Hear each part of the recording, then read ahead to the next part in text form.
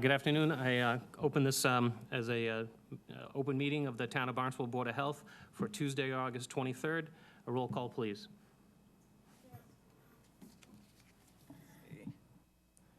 Dr. Guadagnoli? Here. Okay, Dr. Lesko? Here. Tom Lee? Here. Dr. Caniff? Here. And John Norman? Here. All right, it's full quorum. Thank you. Thank you for that. The meeting of the Board of Health will be recorded and transmitted by the Information Technology Department of the Town of Barnstable on Channel 18. Under Mass General Law, Chapter 30A, Section 20, anyone else desiring to make such a recording or transmission must notify the chair. Seeing none, we will get to the first item on the agenda. This is a septic variance. Dan Ojala, Down Cape Engineering, representing Lawrence Sullivan, owner of 91 Craigville Beach Road, Hyannis, map parcel 267-115. This is a .21 acre parcel. This is a repair of a failed septic system requesting multiple variances and use of a pump chamber. Good afternoon, Mr. Ojala. Good afternoon, Chairman Norman, members of the board. My name is Dan Ojala. I'm a land surveyor, civil engineer with Down Cape Engineering in Yarmouthport, and helping Bortolotti, who is the installer, and the Sullivans out with a pretty straightforward upgrade here.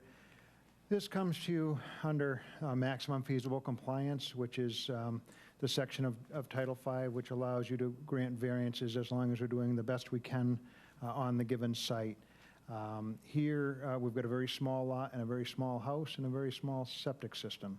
It's only a 2-bedroom design, so generally we would put a deed restriction on the site that it would never be more than that. And of course, there's a kick-out clause if the sewer does come by eventually. We're in the WP overlay, so we wouldn't expect to have any increase in flow anyway. But you can see here there's the small cesspools, the work limit line jogs around that, which are fairly close, within 50 or close to, within 50 feet of that wetland. Further to the east, there's a small stream which drains one of the ponds in the area, probably technically a river. So we've conceded that and shown we're in the riverine outer riparian zone. Conservation took a look at it and did approve it. The Rivers Act does allow septic upgrades to not file under that provision, but there's local ordinances, and we're also in the buffer to a bordering vegetated wetland to that small creek/river. So you can see what we've done here is picked up the line out of the house, introduced a new modern-sized septic tank, a nice-size pump chamber, and pumped it around the barn. The barn, it's a very small house, and there's a small barn in the back, which has some habitable space in it. And so that's pumped around, and there's a nice-size leaching field down in the back. One of the neighbors did come to conservation. He was kind of wondering about the grade there, but you can see it goes up 15, 16 off the site, and it's only 14 over the top of the leaching. So we're basically pushing that hill out a little bit and tabling it off. It won't be a full mound visible from the west. So that's was a relief to them, and was pleased to let them know it wouldn't be sticking up really more than the existing area in the back. The variances are typically what we'd look at. We're trying to squeeze in as best as we can. We're able to maintain a full 67 feet from the BVW. That meets Title V, but not your local regulation. So that would be under SAS to BVW. The guy's like 100 at 67.4. And also you have a requirement on the septic tank, which is unique to the town, 100 to 75, and the pump chamber 100 to 75, round figures. The ones under maximum feasible compliance are the setback from the SAS to the lot line, 10 to 5.5. That's typically granted, and doing the best that you can. Otherwise, it would have to be 5 feet closer to the wetland. And septic tank to the lot line and pump chamber to the lot line. It's fairly close over here, but with 5 feet of room there, we should be able to tuck those in. Just missing the gas line, I would note. So that's it.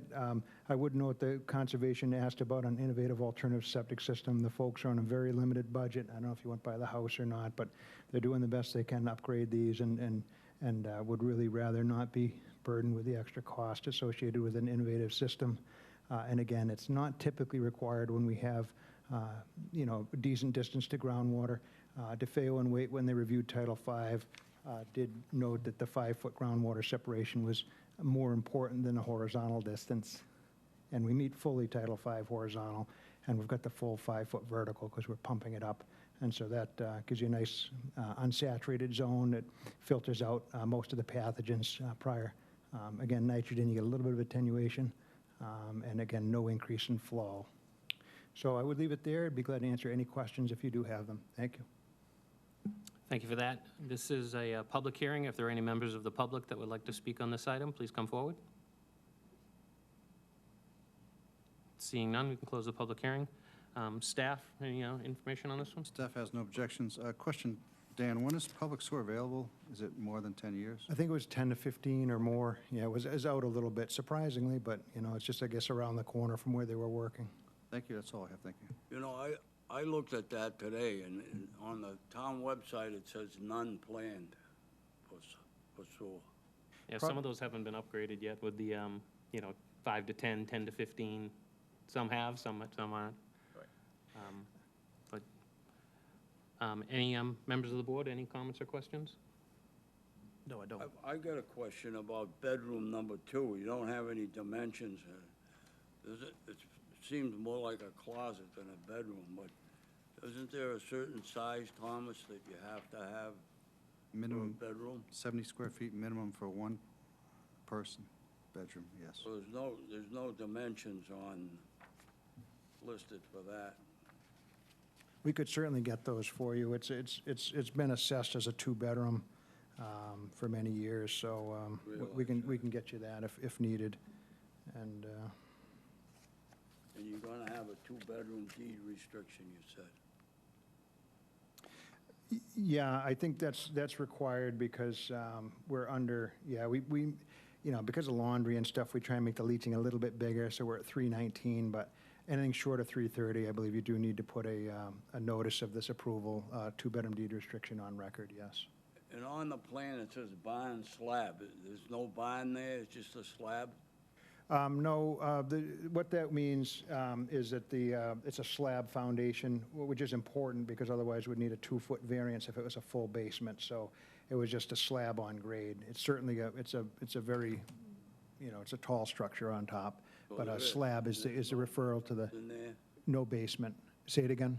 no plumbing, no bedroom? No, there is, we're, actually, no, I guess I stand corrected. I thought that there might have been, but I don't think that there is any plumbing in there. It's kind of a, it's kind of interesting. They got a boat off the back. If you went out to the site, it's just kind of like a little play barn, I guess. Thomas, what do you think about the bedroom 2? So bedroom 1 is certainly 14 by 13. That's a big one. Yeah. Bed 2 is, they just drew it in by hand. I think that's the problem, but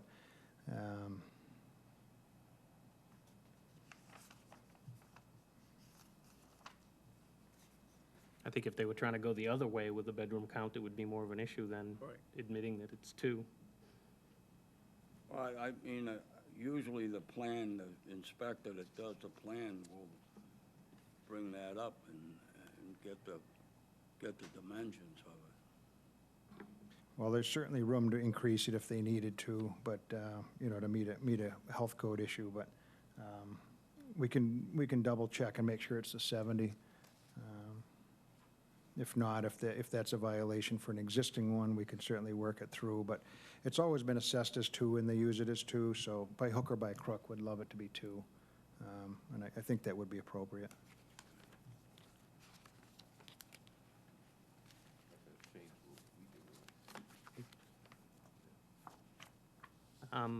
Dan, what was the reasoning for going to a 440 size rather than 330? Because 330 is the minimum, so 1 or 2 bedrooms, you got to design a field for 330. What was the rationale for going to 440 when you're only needed to go to 330? So what are we looking at here, the design flow calculations? Yeah, you got it, the size of the field and the flow is 440, but it's only a 2-bedroom and, minimum is 330, so why, because you might be able to eliminate one of the setback requirements to the property line by reducing the size of the field on that end to get to 330. Okay, so what is confusing about this is written a couple different ways, but way up on the top, note that it's 2 bedrooms, it's 220-gallon design flow. On the septic, you double that for the 440, so that's what caught your eye. At 1,500, that would exceed the 440, that's just for the tank size. Then you go down to the leaching, it's 220, it's about 300 square foot required. And then we did bump it up a little bit.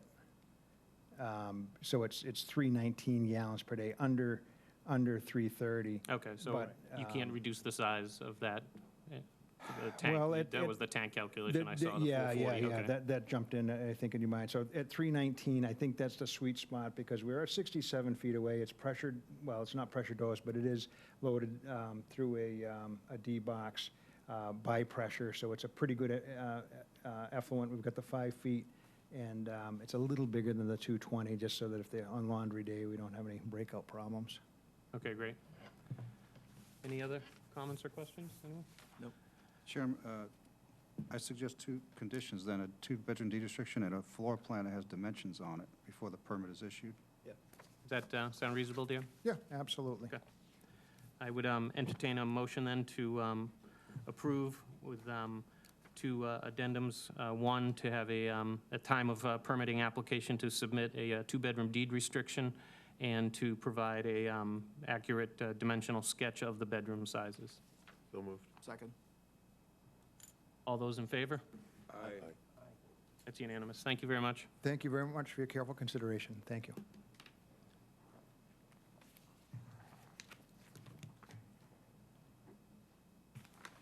The next item on the agenda is a bedroom count determination. Damon Kendall, Kendall Welch, and John O'Day, Sullivan Engineering, representing Charles and Leah Hebert, 73 Hathaway Road, Osterville, map parcel 114-033. It's a .7 acre parcel requesting 5 bedrooms within a saltwater estuary protection district. Disposal work construction permit 99-42 is for a 4-bedroom. The applicant is seeking approval to demolish and rebuild for a 5-bedroom. Good afternoon, Mr. O'Day. Good afternoon, John O'Day from Sullivan Engineering Consulting, and here with me is Damon Kendall from Kendall and Welch Builders in Osterville. The property that we are working on is 73 Hathaway, and in our review and research, there's some conflicting information between the historical records at the town and what the existing conditions are at the site. They have provided a floor plan of the existing conditions as well as photos of all the rooms. It appears, based on the condition of the rooms and the materials in the wallpaper and the carpeting, that this is all pretty original conditions of the property. And so in our opinion, today this would be considered a 5-bedroom at least house every day of the week if we were to be doing an upgrade on this. Under normal circumstances, we would probably obtain an affidavit from the property owner that these conditions have existed since 2008, I believe, is the estuaries. Unfortunately, this was, an estate sale, and the prior owner has passed away. And they did do some work to try to see if there was anyone around who could provide such an affidavit, and haven't been able to find anybody. And so the staff suggested we come before you today to discuss it. I did today myself get to personally take another tour of the house, and we had offered that late notice, but we had offered that to the staff or any of the board members. I think that it's very possible that the prior owner, may not have been using what we've labeled as bedroom 2 as a bedroom, based on the pictures and the sales information, but it clearly meets all the definitional criteria of a bedroom, and in fact, it actually even has its own, sort of devoted full bathroom right next to it. So, I think really, unquestionably, if we were building this house today, that would be considered a bedroom. And so it's our hope that the board would help find us a way to accept that that existing house is at least 5 bedrooms and that we would be allowed to rebuild something of that size. Okay, thank you for that. This is a public hearing. If there's any members of the public that would like to speak on this item, please come forward. Seeing none, we'll close the public hearing. Staff? Hi.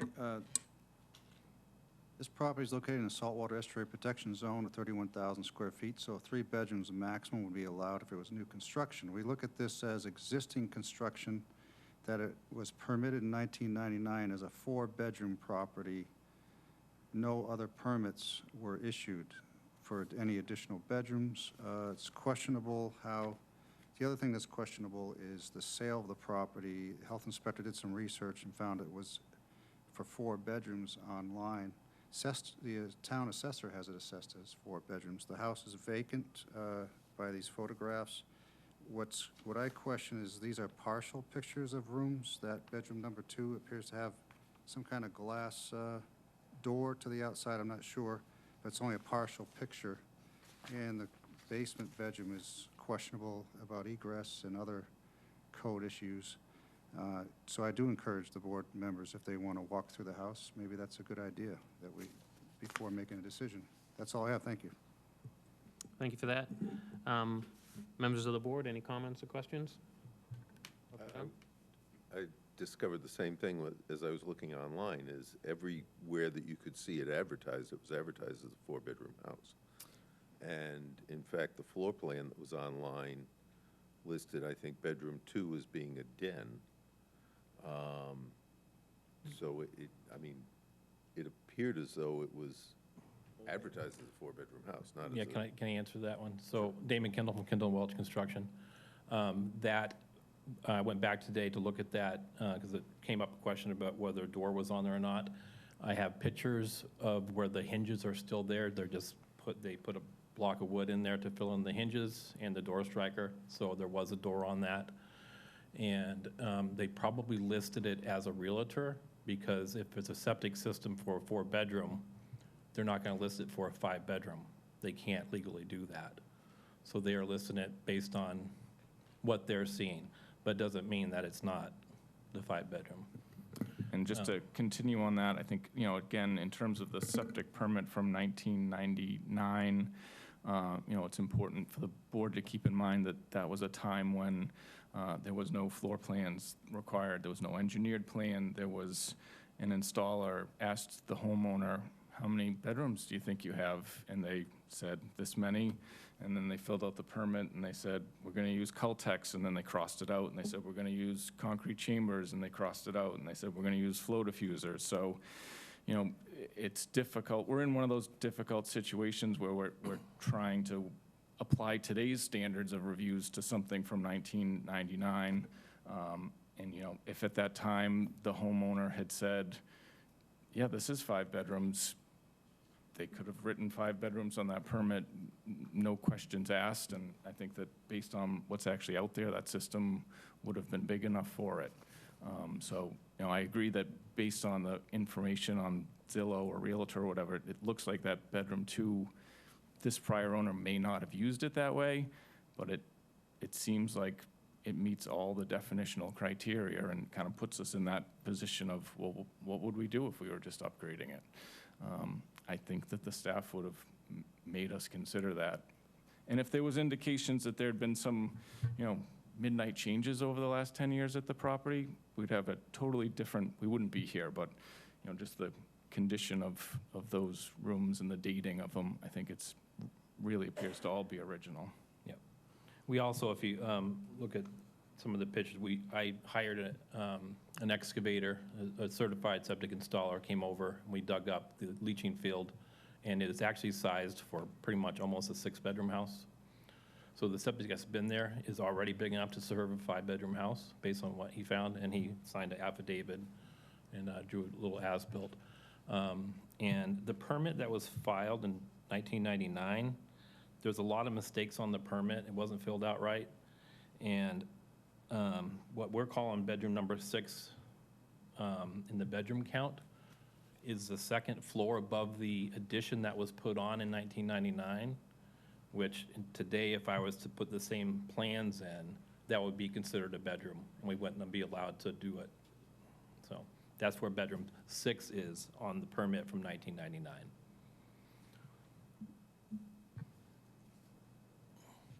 Any other comments or questions? For me, we try and look at these situations with these bedroom count establishments, and it's the same story over and over. And, we've seen this 100 times, but we always, for me personally, I always try and look at like, okay, what is the situation?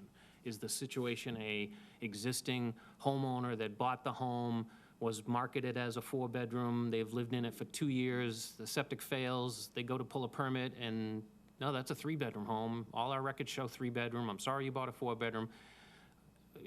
It's in the zone, and as Dr. Guadagnoli has said, the flow's gonna be the same no matter what we do, so let's be reasonable. I'm having a hard time personally with a tear down and complete new rebuild of garnering a lot of sympathy financially for. If you want the additional bedrooms, I would say you'd probably be more likely to get my approval with a denitrification system. It's in the zone. I understand all the, you can look at all of the innocence, and then I can make as many, made-up stories about how it was, people finishing basements and finishing rooms that they, taking large bedrooms and cutting it into 2, 3 bedrooms, which I've seen in construction before, with just, a weekend framing and, mudding and taping crew. So I look at the situation. The situation is that it's not a financial crisis. Obviously, they're willing to tear down and rebuild a new home. There's not an existing group of people living there that are like, crap, what the heck are we supposed to do with this situation? For me personally, I would not move this to a 5-bedroom. It's been assessed as a 4-bedroom for many, many years. Nobody ever went in and bothered to change it to 5-bedroom. No one ever bothered to ask assessors to come in and, hey, reassess this and charge me more. They were quite comfortable with the 4-bedroom assessment on it for many, many, many years. So for me personally, I would not approve this as is to move to a 5-bedroom. I would say, you got 4, you're under the current calculations of being in the estuary, you only really should have 3, but you got 4, be happy with 4. If you want to go to 5, come back to us with a denitrification system, and we'll see. But that's my kind of opinion on the thing. I don't know if anyone else, Tom? I just had one question on that. So I agree with what you're saying to a certain extent. We are trying to work within the boundaries of what, we're not shady builders, and we don't ever try to No, do anything like that. this could have been all done 20 years But it says in the health ago. department that they will not go by assessors. What the assessor says is a 4 or 5 or whatever. The health department doesn't care what that says. It's 2 different. No, items. I'm fully aware of that. I'm just saying. It puts people in a position who own these houses as to why would we do that? We're Right. just going to pay more taxes. Yeah. Like So these John- people are willing to pay more taxes, but. Like John said, you're not the first one that come back and Yes. asking for our comment in terms of the bedroom counts. From 3 to a 4-bedroom, I think we're easy in terms of how you're using the house. But when you're trying to go from, 3, 4, and now you should go to 5, and you tear down the building, that to me is a new regulations that you need to apply. So to me, the IA system would fit in this situation when you're looking for the 5th bedroom. Okay, that's my read. I agree the same thing. I mean, and then the estuary zone is only 7/10 of an acre, and what you people said already doesn't need to be said again. Yeah, I mean, it's at least 10 to 15 years away from sewering, so, in that area, but. Was an IA system considered? Not yet. We're still trying to consider whether we're tearing it down or not. They do have a big family, as most are grandchildren, stuff like that. So that was kind of the approach to see, they really like to have the 5. Would an IA system, would we be able to approve it as a 5? There's nothing, we can only rule on what's before us. So I'm just making a suggestion. Yeah. We'd have to see the proposal. Right, we'd have to see a plan. I'm just, But it's within our power to say. yes, if they come back with a plan that says, we would like this determined as a 5-bedroom, we've put in an IA system, and, the the nitrogen reduction is going to be for this estuary protection zone. I mean, that's within the act. We can do that. Move on that. And move on that. But what's before us is the only thing that we can, rule on, and I'm just giving my opinion. I'm just one vote. Fair enough. And if someone wants to make a motion to approve this, they can. I won't vote for it because that's my personal opinion on this. Okay. No, I agree with John. The only question in front of us is the bedroom counts. For the new system, you have to come back My with, partner, Ron Welch. well, let me finish the first, okay? I'm sorry. The question in front of us is the number of bedrooms for the proposed building, right? I think we make our judgment in terms of how we feel about the bedroom counts. So you need to come back with the applications, and then we can review whether the IA system or not would fit that building. I'm Ron Welch from Kendall and Welch. Can you speak to the mic? Yes, I'm Ron Welch from Kendall and Welch, and it's, it never seems fair to us on our side of the world in construction. If we were to come before you, we would be made to, we would be told, if we had a set of plans that was like that, we would be told you can't build that because it's a 6-bedroom house or a 5-bedroom house, whatever you want to call it. But then when we come back and we want to use the word is pre-existing non-conforming, which is what this entire lot is. That's how we tear down and rebuild. The town has very specific rules about pre-existing non-conforming and the rights of owners in pre-existing non-conforming. So I guess the thing that befuddles me is, if we had come in one direction to get approval, the conservation agents would have told us, no, you can't do that because this is the health department, sorry. I'm seeing conservation, Tom got a little confused. And so now we come back and say, look, we look at this floor plan and this is, by every rule that we've been told to follow, this is 5 bedrooms or more.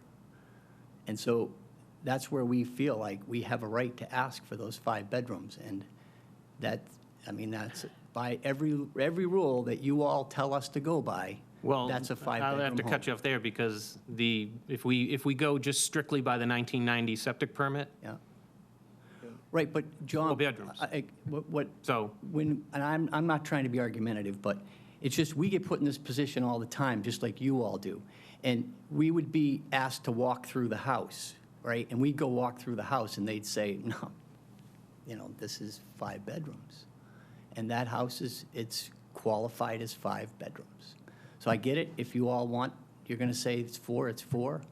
But there's just a lot of gray area there that I don't think it's like you can't have your cake and eat it too sometimes, and I feel like that's what we're getting put in a position of.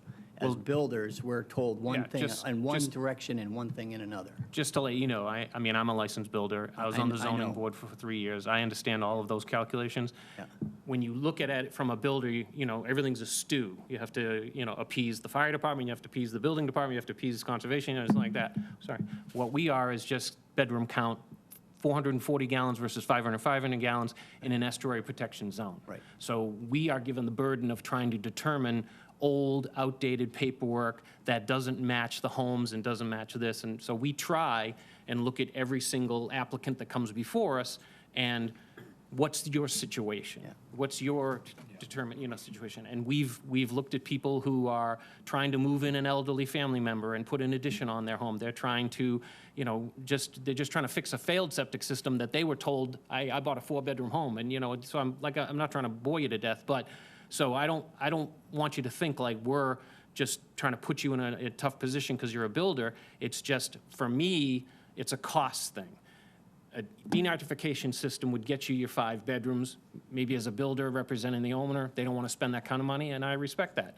But we also have the pressure on us of a pending lawsuit, Conservation Law Foundation, that we're not doing enough to reduce our nitrogen discharge into these estuary areas, estuary-sensitive areas. So it's a balance with us, too. Yeah. So I don't want you to think that, we're just purposely, sticking to one set of rules. We're not. We look at every single applicant as an individual and what's your situation. And when I read tear down and rebuild, I go, where's the harm in adding adding $15,000 in a $2 million, $1.5 million budget to put a denitrification system if you want the 5 bedrooms. You want to stay at 4, do it as of right. I think the letter the Board of Health provided is as of right, you can go with 4-bedroom. But, you know, the paperwork doesn't match the count. However that happened, and no one's fault, it's water under the bridge. What we have before us is a 4-bedroom septic system, a 4-bedroom permit, and a 4-bedroom assessed. And you want 5. But it's a 6-bedroom septic system. Doesn't matter. The size of the system is irrelevant because I can take a 1980s 1,000-gallon pit with 4 feet of stone around it, and I can squeeze it out to 6 bedrooms. It doesn't mean it was applied for or supporting a 4-bedroom. So just thinking ahead, if the owners were amenable to an innovative, would that be back before you again under bedroom discussions, or would that be back before you as a variance under estuaries? Correct me if I'm wrong, Tom, but from what I'm seeing, what's before us is a letter that has been provided by the Board of Health that says you are, as of right, a 4-bedroom home. I'm saying that if you want to get to 5, this board, and I can't guarantee it, but I'm just saying this board in the past has looked favorably upon denitrification systems in these disputed bedroom counts in the estuary protection zone. So to me, the discharge will be equal to much, much less bedroom count because you're denitrification system. I think I was But just as more of right- talking paperwork-wise. Is it considered a Yes. letter like they did, or is it a My opinion, variant? it would be a variance, because the saltwater regulation allows for variances. So you could apply for the variance to have the additional bedrooms. You could That's- apply for 6. Right, so and see you if would, apply for you 6, would, see you what know, happens. we would either, you know, just not move on this and just, you know, motion to, you know, dismiss or whatever, and then you now kind of, I'm thinking here from this board what we're leaning towards, but there's no guarantee.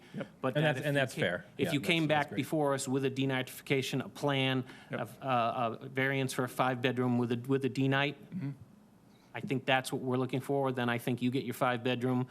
We are, you know, still maintaining our charge of public health in the in the estuary protection zone as far as nitrogen discharge, and everybody kind of gets a little bit of what they want, not necessarily all of what they want. Yeah, withdraw. So that's great guidance. We appreciate being able to come before you. I think would, you know, withdraw this Yeah. request of any sort of decision today, and we'll report back to the owners with the information that we've gotten, and maybe we'll be back someday. Okay, the applicant is asked to withdraw. I'll entertain a motion to withdraw. So moved. Second? I have a motion and a second. All those in favor? Aye.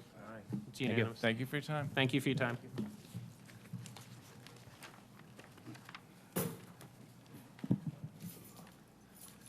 The next item on the agenda is body artist tattooing only. Joel Lauslin is applying as a new body artist tattooing to work with Mark Corliss, owner of Spilt Milk Tattoo, 548 Main Street, Hyannis, at parcel 308-074-00C. He has taken the Save Each Life Anatomy, Physiology, and Skin course for body art practitioners. Is Joel here? Hi, I received I know Joel is in Florida still, and Mark Corliss was planning to be here, but he sent me an email. Is this on? He sent me an email today saying that he wouldn't be able to make it, and hopes that we can vote on it. They have given me all the paperwork. He'd been working down in Florida for 15 years. He's taken the body art course and supplied me with the paperwork I've requested. Yeah, there's not much of a rationale that we have to listen to, right? All the paperwork's in order? Right. They meet all the criteria? Staff has no objections. Motion to approve. Second? I have a motion and a second to approve. All those in favor? Aye. That's unanimous. Thank you. Next one is body piercing. Devin Baradinelli is applying as a body piercing apprentice with Alika Travosa, owner of Black Pearl Tattoo Studio and Gallery, 505, also known as 5 Main Street, Hyannis. He has completed the Human Anatomy and Physiology self-paced tutorial at Cape Cod Community College on November 21st, 2021. Good afternoon, gentlemen. Good afternoon. Afternoon, gentlemen. Sharon. So give us the rationale. You just kind of tell us, you know, why you want to be in this, how you feel likely qualified, and how you're going to watch him as he does it. I'm overqualified. Been doing it 26 years. He's interested in learning how to body pierce. I've been doing a lot of book work and stuff like that. He's also my front door person. I already have a body piercing apprentice. But now that the children are going back to school, we'll be having a split shift, and daily and weekly. So I need someone else to cover the body piercing with me. Great, thanks for that. Staff? Staff has no objections. The board has approved this sort of request before at the community college. As you see, he took the anatomy and physiology self-paced class. Okay, any questions on members of the board? Motion to approve? Second? I have a motion and a second. All those in favor? Aye, that's unanimous. Thanks, Mark. Thank you, gentlemen. Good luck in the future. Thanks, Sharon. All right, great, thank you. Thank you. You're welcome. The next item on the agenda is a food permit, a temporary event. Suzanne Kennedy and Katie Service, Cape Cod Gateway Airport, 480 Barnstable Road, representing temporary food event, a great day at the Gateway celebrating America on Cape Cod, to be held Saturday, September 24th, 2022. Good afternoon. Good afternoon, thank you. I'm Katie Service, I'm the airport manager, and with me is Sue Kennedy. She's the executive secretary for the office and extraordinaire and everything else, including these events. So if you wouldn't mind, can I just give you a little bit of background about the event? And then I know that we're here just for the food portion of it, and the food vendors and is the reason why we're here. But I just wanted you to be aware of what we're trying to do over at the airport. So just a little bit of background, Cape Cod Gateway Airport has started a community event series. We started that in November of this past year, so November 2021 was the first event that we had at the airport.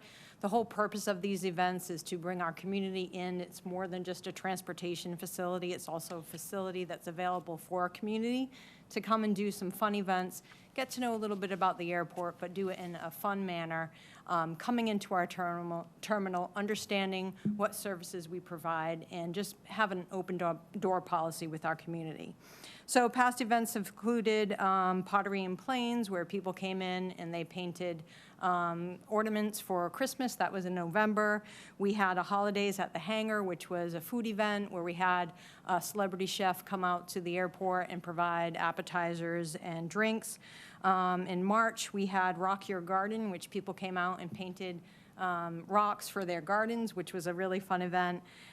In April, we thanked our healthcare workers for all that they have done because of the COVID pandemic, and we had massage and acupuncture and different services that were provided to the healthcare community.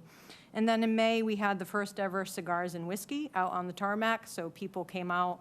Planes were surrounding the venue, and we had unique cigars and whiskeys that were offered at the event. A great day for the Gateway is the event that we're having on September 24th. It is celebrating America on Cape Cod. It's very much military themed. We have a lot of different events that are scheduled for the day, and including in these events, we have a raffle that's going towards Mass Fallen Heroes. They'll be the recipient. The raffle includes travel, airfare, and lodging. For the day itself, we have Honor Guard, 5 different teams that are going to come out and present at the event. The national anthem will be sung by our very own President Matt Levesque from Town Council. We will have flag presentations, music. Representative Steve Zaros will also present, and Nick's Big Ride, which is very near and dear to his heart, will start the event off with a motorcycle rally. So I think it's really going to be a fun event. At that event, of course, you're going to want food and drink for anybody that's coming out to the facility. So today we're here for the food vendors that we hope to get permits for the one-day event. We do have 2 confirmed vendors. One is Island Grill and Cafe. They are on file with the town of Barnstable. They meet all the requirements. And Veterans Lunchbox is the other vendor. They're also on file with the town of Barnstable. We are waiting for several others. We have 3 others that we're waiting for, but they do not have all the documentation that they need for the town. We will not have them at the event if they do not have the documentation. So that's John's Dogs, Polar Caves, and Good Times Cape Cod, which is the 2 last ones are ice cream trucks. Seascape, sorry, Sue, what was that name? Go ahead. Seascape clam boils Well, also, with their stuffed quahogs. any comments, questions about the event and what we're trying to do and the food vendors? We'll do public comment first, and then we'll Sure. circle back. This is a public hearing. Are there any members of the public that would like to speak on this item? Seeing none, we'll close the public hearing. Staff? Staff has no objections. We're familiar with several or multiple vendors on this list. We have no objections. Thank you. Members of the board, any comments or questions? Sharon? I did get a call today about a vendor that has seafood. Is that the person you were thinking of for the clam Yes, boil? he was the, he was the one that went to apply online and could not find his certificate at the moment. Yeah, The only seafood he's serving is the stuffed quahogs. stuffed quahogs. Okay. So I don't think we had that on the list for. We had one of the food trucks that had committed to us pull out yesterday. The Celtic Kitchen food truck had pulled out yesterday. Apparently, lack of communication with his girlfriend. They are to attend a wedding that day, so he cannot be at the event. So we're kind of scrambling to find someone to replace that. Okay. Yeah. Thanks. So Good. They wouldn't have to come back. Yeah. Tom can do that. Yeah. Anyone want to make a motion? Motion. Second. I have a motion and a second. Dr. Paul gave the motion. All those in favor? Aye. You're all set. Good Thank luck with you your very event. much. Thank you. Are we invited? You are invited, and I hope you come out. We're the public. We do have flyers for the event that Sue brought with her. Thank you very much. Thank you. Thank you.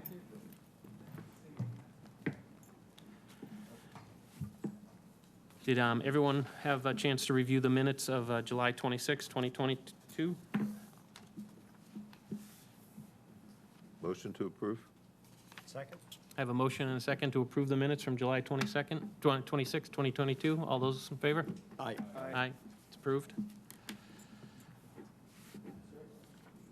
Next item on the agenda, this is a preliminary discussion regarding regulation to require capture and containment of hazardous fluids. Town Attorney Charles McLaughlin will discuss the need to consider the drafting of comprehensive regulations addressing risk to groundwater from incidental and catastrophic releases of hazardous fluids, including cooling fluids used in the outdoor transformers and inverters. Mr. Chairman, I invited our hazardous materials specialist, Anthony Gerace, from our office. Anthony, how are you? Good, how are you doing? Very good.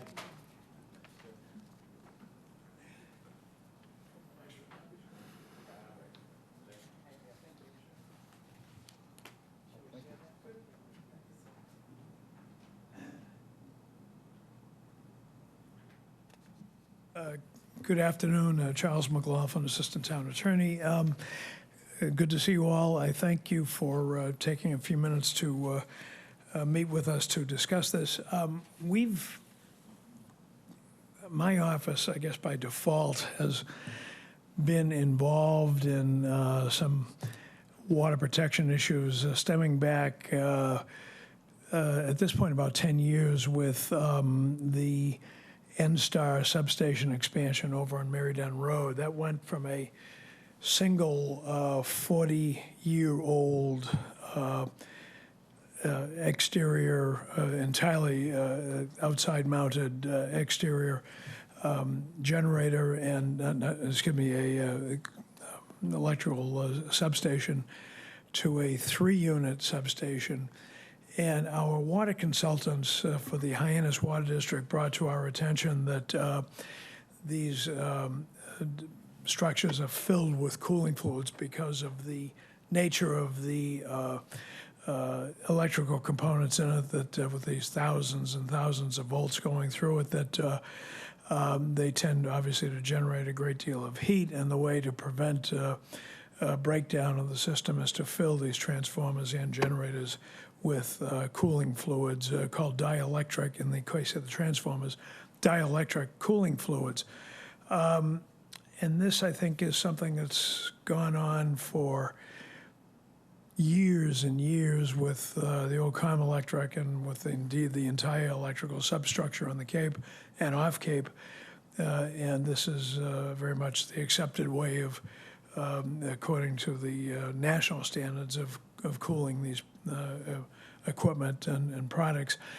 What we found was that on closer examination, these dielectric fluids, if released, can enter obviously the water table below, and according to the Massachusetts Department of Public Health regulations and to the DEP, the maximum allowable contamination level is on a level of 1 to 5 million gallons. And so a single gallon of this reaching the water table would render undrinkable on concentration 5 million gallons of water. If you start doing the math with these substations that are just loaded with these dielectric cooling fluids, even down to the point where they have racks of these little pieces of equipment. They're about the size of a large thermos, and they contain between 10 and 14 gallons of this, and there'll be a rack of 30 or 40 of them. Even just one of them springing a leak or being accidentally knocked over. They do have heavy equipment running through these front-end loaders and the like to move heavy equipment. And they do report. We had a chance to do discovery, particularly in the Vineyard Wind case, of the incidence of these quote-unquote small releases, accidental releases. And we found that they had hundreds of them in the small category.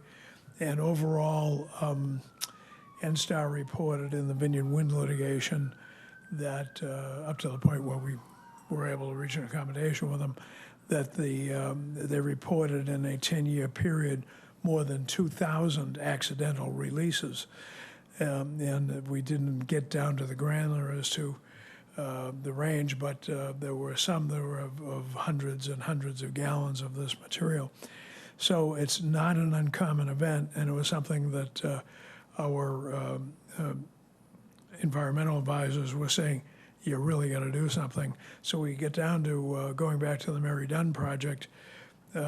We were able to negotiate a settlement to NSTAR's credit to come forward and meet us part way.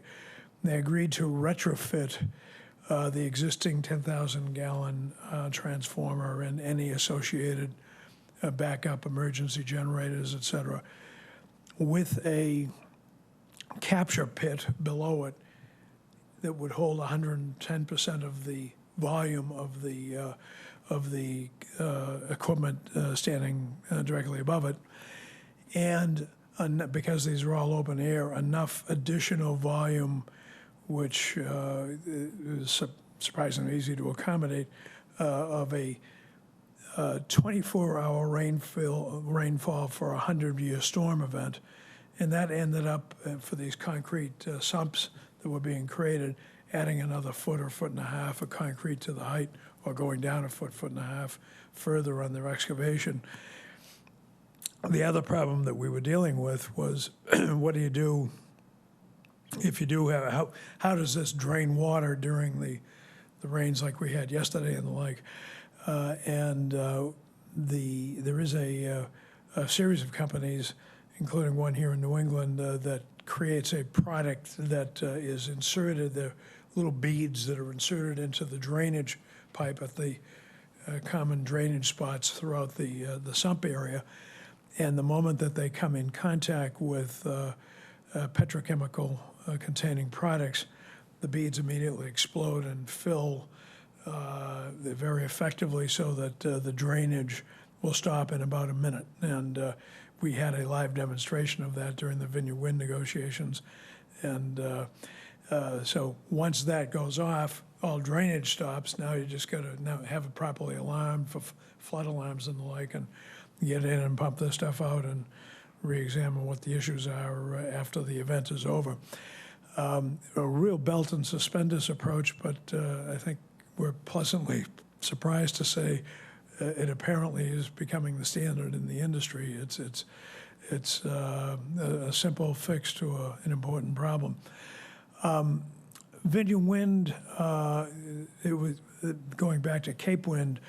Our objections on the failure to address this issue led us to filing a notice of intent to appeal the Cape Wind decision to the Supreme Court.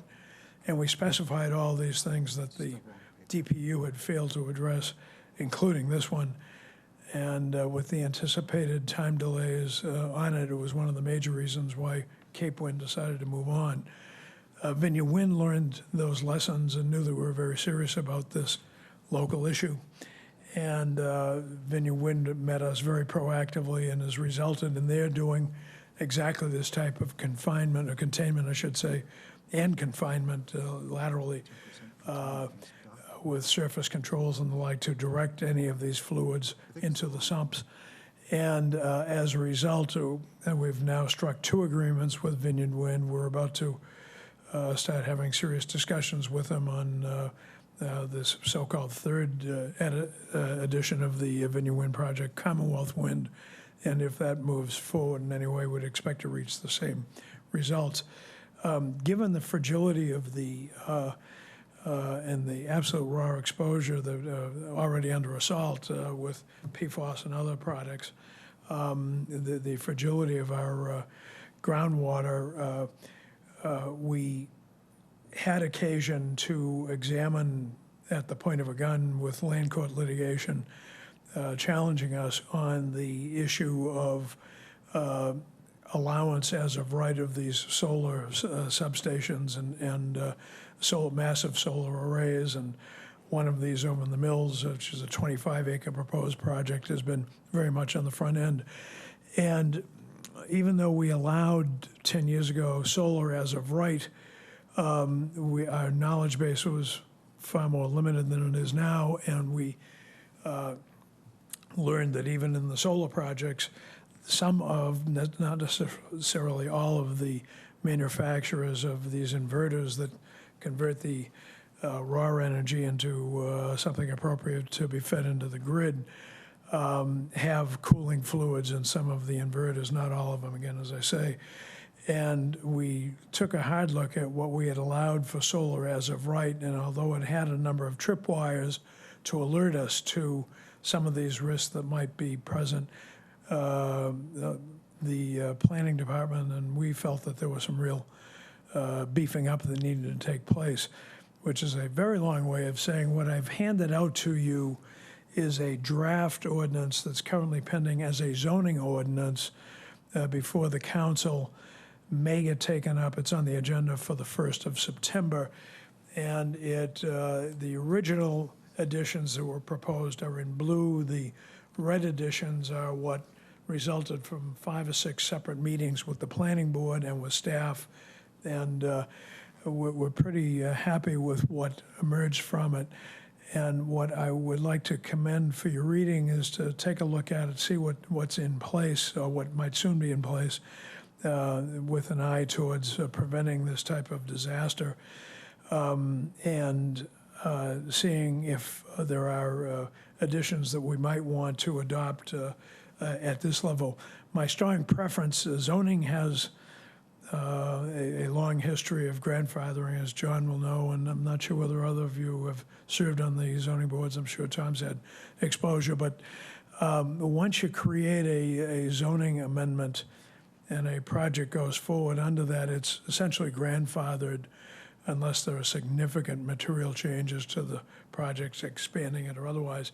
And the ability to make changes depending on technology somewhat fall by the wayside, because if technology improves itself to something 10 years from now that we would then propose under zoning as additional criteria under this, there's a serious question whether or not it would be attempting to retroactively affect projects already in place. The beauty of the power of this board is that it's far more reactive, far more contemporary to whatever the latest developments are, and therefore far more responsive if there are better ways to do something 5, 10 years from now, or 6 years from now, or a year from now. We can come back and, as we all monitor these issues, and bring it back to you for consideration. And there's no grandfathering, and subject to whatever cushioning effect you may want to give it in your regulations. So the thought was, I'd suggested and had management's permission to bring this forward to you, to have you, perhaps invite you to take a look at this and revisit it, and if we had a chance to come forward and get some thoughts as to how you might want to undertakes a workshop on this, and we can certainly provide. I know Chief Burke here in Hyannis has had a lot of experience with substation containment and the risks of firefighting and all the rest of it because he was up in Seekonk for years. We also have the groundwater folks who work with a number of our water districts, but particularly with Hyannis, and have in the past and have offered testimony. And we can figure out who else we might want to have present some testimony to you to give you any critiques and answer any questions that you might have. But I thought this would be worthy of your consideration, and would like to have whatever direction you might care to provide to us. And we'll work with planning and whoever else, Tom and so forth, can provide to us to give you some expertise on this. So, thank you. Thank you for that, Charlie. Any questions from members of the board? The only question I had is, my experience with underground power services, we would dig the trenches, lay the pipes, and set the pad. Right. They would put the transformer in, and I always noticed that there was, like a bolt, almost like an oil change at the bottom of, those green, like 3 foot by 3 foot. Right. I mean, are these all over? I know the size of the ones that are in Hyannis at the Independence Park are, hundreds of gallons, but I mean, those green ones that are around, and even the transformers up in the poles, I know those are bathed in these coolants. I mean, are we going to set a minimum gallon or maximum gallon size so that we're not, waving a very powerful wand over, their entire power grid? The manager raised exactly the same question with me in terms of be careful what you wish for. That's a policy question that you folks are going to have to take a look at, and whether or not it's all projects going forward, whether or not there's a retroactive period and an extended period to adapt. Those risks are out there. It'll be hard to argue risk when the risk is, well, the risk is there. The risk is there, but the question is, should we, two separate questions, require some retrofitting? And I think when we I've had some indication from NSTAR. I will step forward. One other feather in NSTAR's cap is that we started raising the same issue with respect to Independence Park and the need to accommodate a larger transformer station on the NSTAR side in Independence Park for the Vineyard Wind electricity coming in. And I had mentioned to the NSTAR that we would really like them to step forward, and indeed they have done so. They've already retrofitted their equipment there, and we're working on a final MOU.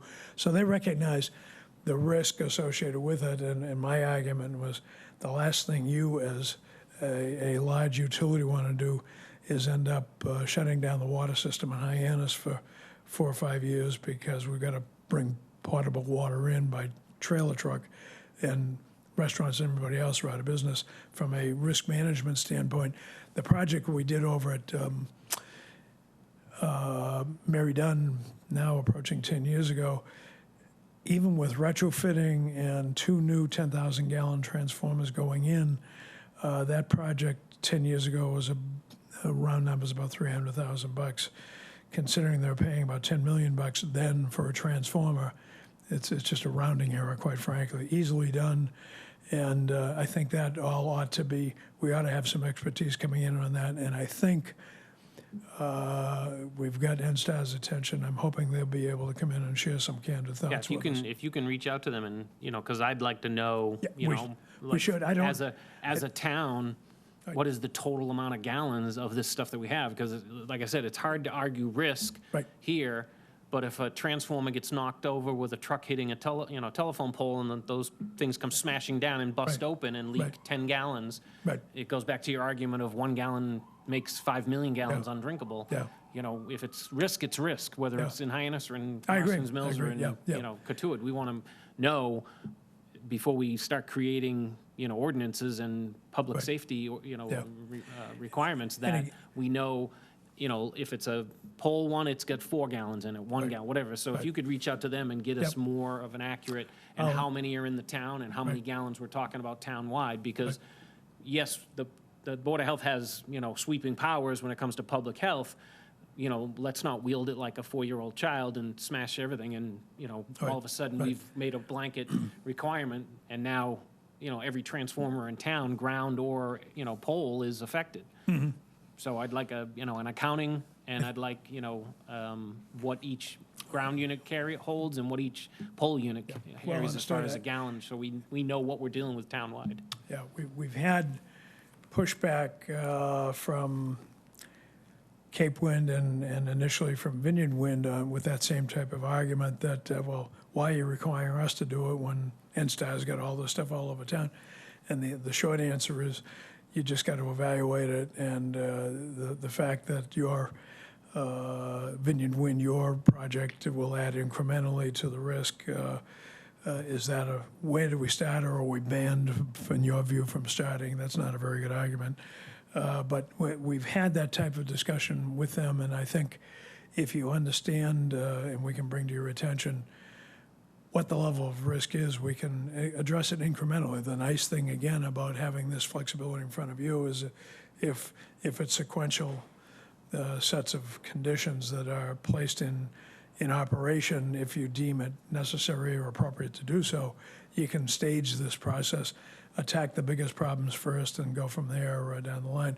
Obviously, the smaller ones are easier to contain than, a 5 or 10 gallon release with a backhoe can be corrected in a couple hours, and that can be done right on site.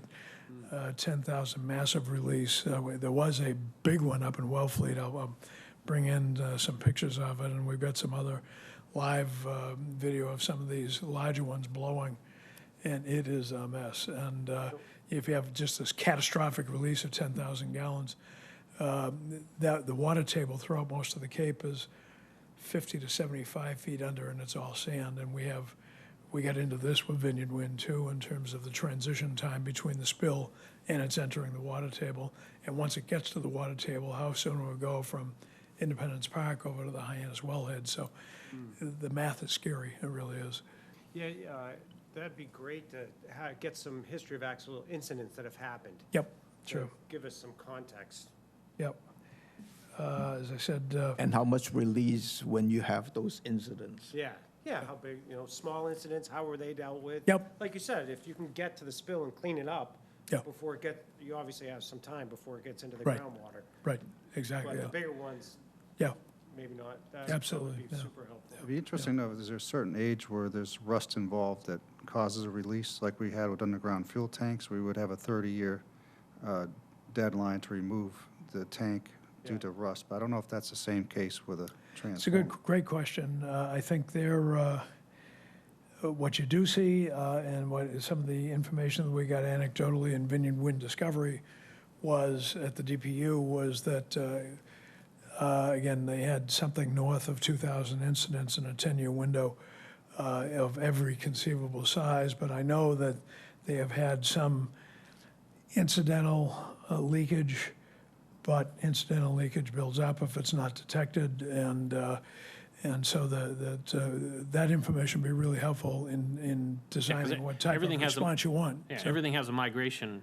calculation. I mean, if it's number 2 home heating fuel, it moves at a certain rate. Right. If it's number 6 home heating fuel, Right. it's like molasses, it barely Right. moves. Right. I've dug up, years ago, decades ago, I've dug up tanks that had, Right. the real thick, heavy oil in it, and the migration was like 2 feet below the tank, and that Right. was it. It Yeah. just doesn't move. But, Exactly, yeah.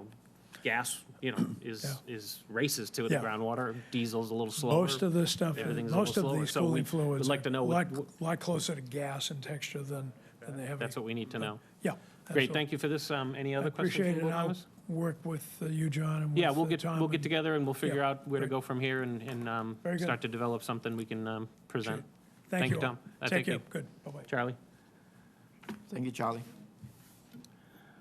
Alrighty, the next item on is annually, after the June expiration of terms and stuff, it's required under the town bylaws to have all committees, reorganize leadership of officers. So we will be looking for nominations for a vice chair and a chair.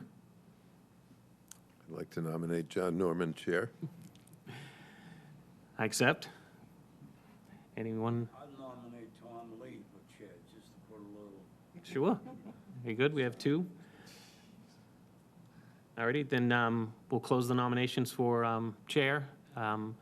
We'll have, just do a roll call, and you just signified by just saying, Norman or Lee, and for Tom, are you chair. interested? Are you interested? Yes. Okay. Okay. So, Dr. Caniff? Tom Lee. Okay. Dr. Lesko? John Norman. Okay. Dr. Guadagnoli? John Norman? Okay. John Norman? John Norman? And Tom Lee? Tom Lee. Okay. There we go. It was close. It's a Norman. race. All right, so that will be And John. now open the floor for nominations for vice chair.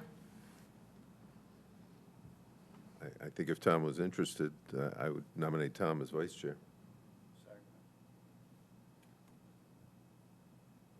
Any other nominations? Nope. Then just do a quick roll call for, Okay. Dr. Caniff? Tom Lee. Dr. Lesko? Tom Lee. Dr. Guadagnoli? Tom Lee? John Norman? Tom Lee. And Tom Lee? Do I hear you? Thank you very much. So for the calendar year, from June to June, the board will have a chairman as John Norman and vice chair as Tom Lee. Thank you very much for everyone for your time and devotion, and everyone's, dedication and volunteerism for this is really appreciated. I know I missed last month's meeting because we all have lives and businesses and work and stuff we can't meet, and I always enjoyed and was so grateful to have Dr. Don to fill in when I couldn't be here, and it'll be great to have Tom as a backup because I know he's got an ample experience as a chair. So, any other comments or questions? I would entertain a motion to adjourn. So moved. I have a motion and a second to adjourn. All those in favor? Aye. We are adjourned.